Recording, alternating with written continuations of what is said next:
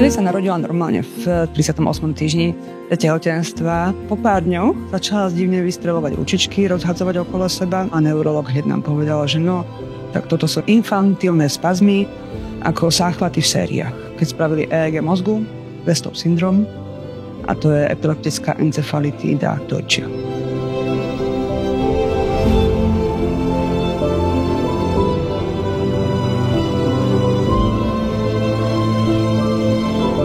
Prognózy sú také, že motoricky úplne zaostávanie, možno mentálna retardácia, poškodenie mozgu. Aktuálne niekedy má 4 záchvaty za deň.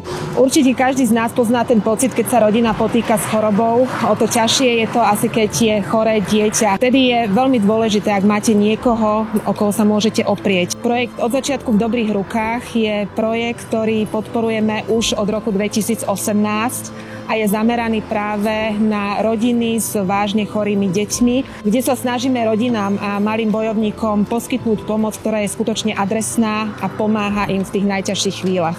Rehabilitácie alebo nejaké terapie neprepláca poisťovňu. Musíme to znášať. No aj tak po vlastnej režii. Tak sme sa začali ako prvé uskromňovať.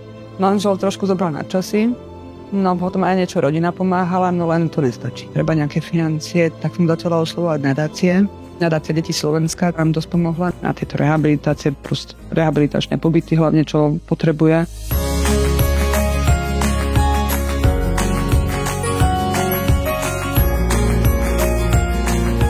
Od začiatku v dobrých rukách je grantový program, na ktorom spolupracujú vlastne firma Lidl a nadácia pre Deti Slovenska. Ide vždy konkrétne od 2500 eur jednorazovú finančnú pomoc pre detičky s rôznymi znevýhodneniami zdravotnými. A je to vlastne určené na pomoc predovšetkým rodičom, ktorí sú na vlastne ako keby terapie a na rôzne pomôcky a na pomoc svojim deťom, aby dokázali prežiť kvalitný život aj s tými svojimi znevýhodneniami. Takúto spoluprácu som nečakala.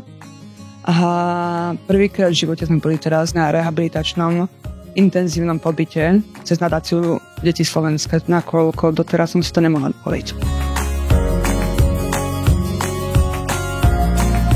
Do tohoto projektu sa môžu zapojiť aj naši zákazníci. Z každého predaného balenia plienok Lupilu je 10 centov venovaných na podporu projektu Od začiatku v dobrých rukách.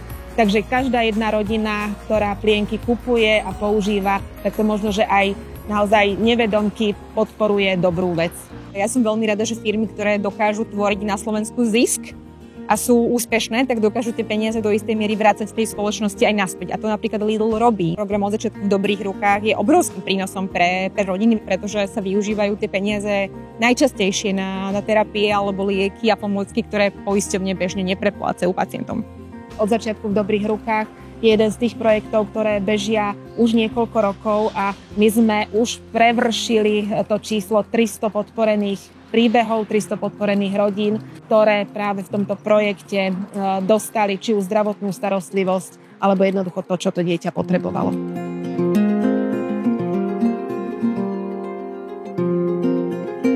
Nikto si nevyberá svoj osud. No a bojovať za vlastné dieťa sa vždy oplatí. To dieťa vám to 100-krát vráti len obyčajným úsmevom. Proste len bojovať, ísť aj hlavou proti múru. Ale ísť a zabojovať za to dieťa, lebo to stojí za to. Určite.